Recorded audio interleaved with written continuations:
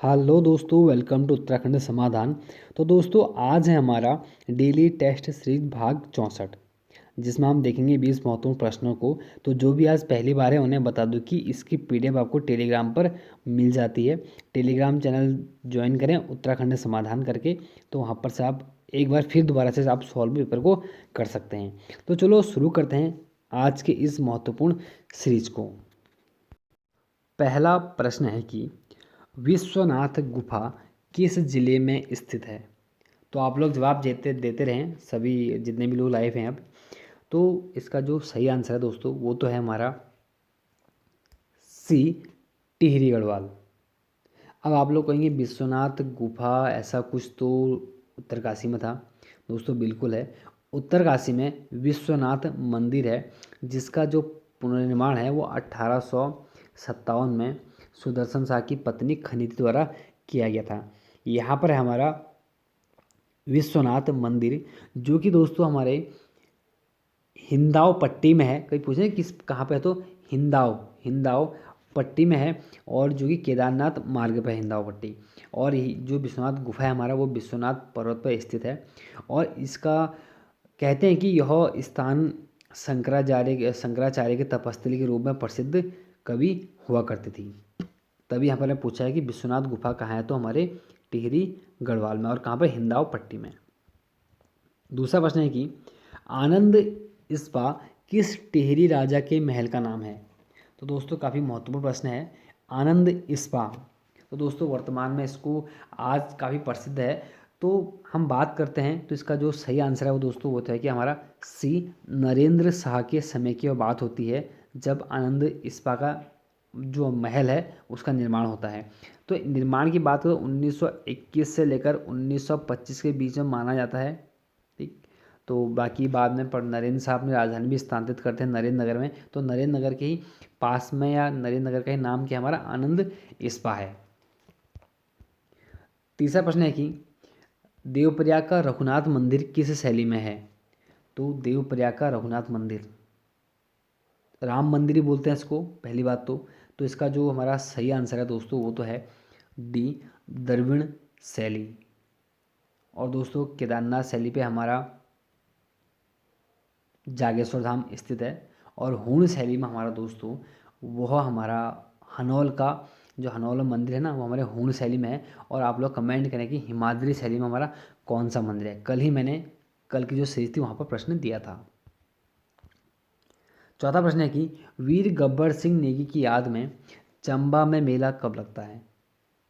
मैंने कल आज वीडियो दी थी जो नाइट वाली, तो वहाँ पर मैंने वीर गब्बर सिंह के बारे में बताया था। तो महत्वपूर्ण है कि यह दूसरे व्यक्ति होते हैं विक्टोरिया क्रॉस प्राप्त करने वाले। तो इन्हीं की याद में हमारे चंबा में प्रत्येक वर्ष से मेला लगता है। वह दो दोस्तों दिन होता है, वह होता है हमारा कब, 21 अप्रैल। तो इसका डी आंसर सही है।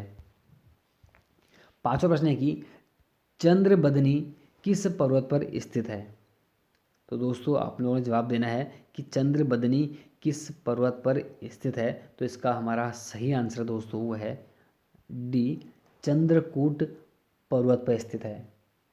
काफ़ी महत्वपूर्ण प्रश्न है दोस्तों सभी के सब। जैसे चंद्रशिला, हमारे चंद्रशिला पर तुंगनाथ मंदिर है। ठीक है, तो बहुत ही महत्वपूर्ण प्रश्न आप लोग नोट करते चलें। छठा प्रश्न है कि इंद्रप्रयाग व सुदर्शन क्षेत्र किसका उपनाम है। इंद्रप्रयाग व सुदर्शन क्षेत्र किसका उपनाम है। तो दोस्तों यह हमारा उपनाम किसका, डी, देवप्रयाग का।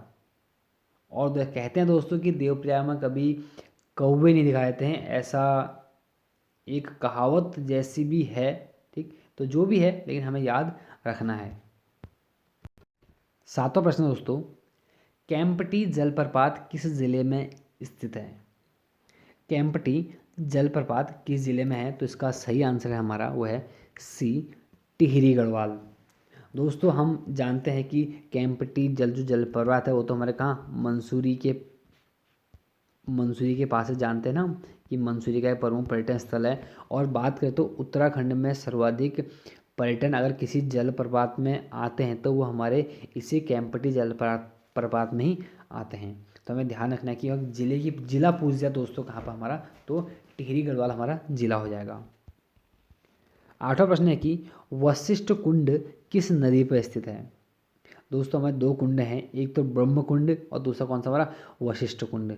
पता नहीं कितने वशिष्ठ कुंड कितने ब्रह्म कुंड हमारे उत्तराखंड में होंगे, लेकिन मैंने पूछा है किस नदी पर है, क्योंकि देवप्रयाग में संगम होता है अलकनंदा और भागीरथी का, तो यहीं पे दोस्तों हमारा वशिष्ठ कुंड और ब्रह्म कुंड है, जो कि वशिष्ठ कुंड दोस्तों हमारे कहाँ पर अलकनंदा पर स्थित है, और ब्रह्म कुंड हमारे कहाँ पर वो भागीरथी पर स्थित है। नवा प्रश्न है कि टिहरी गढ़वाल जिले का गठन कब हुआ। तो दोस्तों जब बात करते हैं टिहरी गढ़वाल ज़िले का गठन, तो दोस्तों इसका गठन हुआ था 1 अगस्त 1949 को, और जो कि यूपी का हमारा 50वां ज़िला बना था, महत्वपूर्ण। लेकिन देखिए ये तो कब गठन हुआ, लेकिन भाई एक विलय पत्र पर हस्ताक्षर भी तो होते टिहरी गढ़वाल के, टिहरी रियासत के। तो दोस्तों वो दिन था 8 अगस्त 1947। तो आप दोनों दिन याद रखें, ये भी और ये भी। 10वां प्रश्न है कि स्कंद पुराण में भुवनेश्वरी पीठ किसे कहा गया है।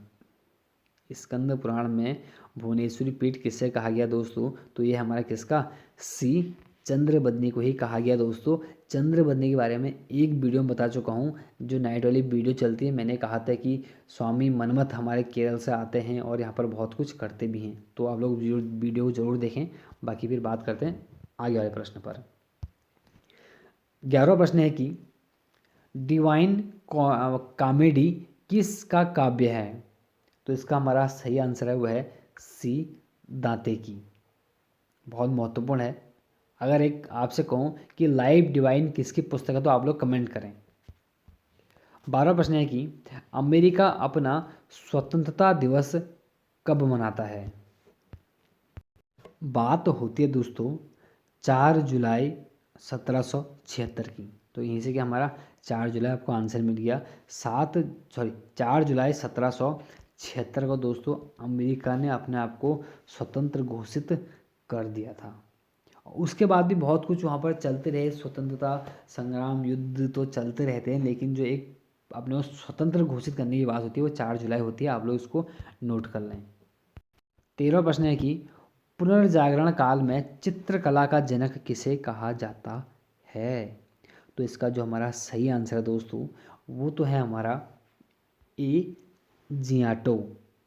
काफ़ी प्रसिद्ध चित्रकार था हमारा, तो इसीलिए इसको क्या कहा गया है, पुनर्जागरण काल में चित्रकला का जनक। 14वां प्रश्न दोस्तों, प्रशांत महासागर का नामकरण किसने किया। ये दोस्तों थे कौन, मैगलन। इसका डी आंसर सही है। यह वो व्यक्ति थे दोस्तों जो कि समुद्री मार्ग से संपूर्ण विश्व का चक्कर लगाने वाले हमारे प्रथम व्यक्ति थे। तो काफ़ी महत्वपूर्ण हमारे साबित होते हैं आने वाले एग्जाम के लिए। तो आप लोग उसको नोट कर लें कि प्रशांत महासागर का नामकरण वो समुद्री मार्ग से संपूर्ण विश्व का पहला चक्कर लगाने वाले व्यक्ति।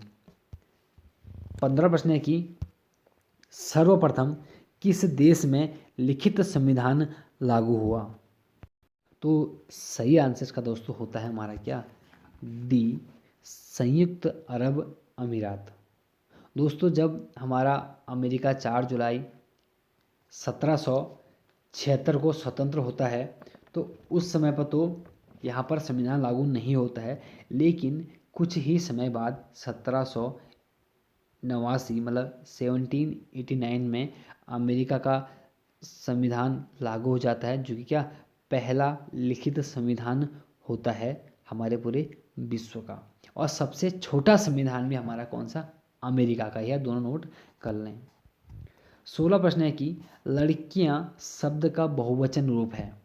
तो इसका जो सही आंसर है हमारा 16 का, वो है दोस्तों बी लड़कियां। ये हमारा आपको देखने से लग रहा है कि शुद्ध है करके, ठीक। 17वां प्रश्न है कि राम नई पुस्तक लाया, इस वाक्य में राम है, ठीक है, सिर्फ राम पूछा गया है। तो दोस्तों राम क्या है, हमारा राम एक व्यक्ति है ना, तो व्यक्तिवाचक संज्ञा। इसका बी आंसर हमारा बिल्कुल सही होगा। 18वां प्रश्न है कि हिंदी के शब्दों का लिंग निर्धारण किसके आधार पर होता है। तो उसका सही आंसर दोस्तों हमारा होगा क्या, 18 का सी। 19वां प्रश्न है कि लोहा मानना मुहावरे का अर्थ है। लोहा मानना, तो दोस्तों 19 का हमारा जो सही आंसर है वो है ए, प्रभाव स्वीकार करना। तो इसका हमारा बिल्कुल ये आंसर सही है। 20वां और आज का अंतिम प्रश्न है कि लास शब्द किस मूल भाषा का है। तो दोस्तों हमारा जो लास्ट शब्द है वो हमारा सी, तुर्की भाषा का शब्द है। तो दोस्तों आज हमारे 20 प्रश्न यहीं पर समाप्त होते हैं। तो मिलते हैं एक नेक्स्ट वीडियो में। तो आप लोग टेलीग्राम ग्रुप ज्वाइन कर लें। तो तब तक के लिए जय हिंद, जय भारत।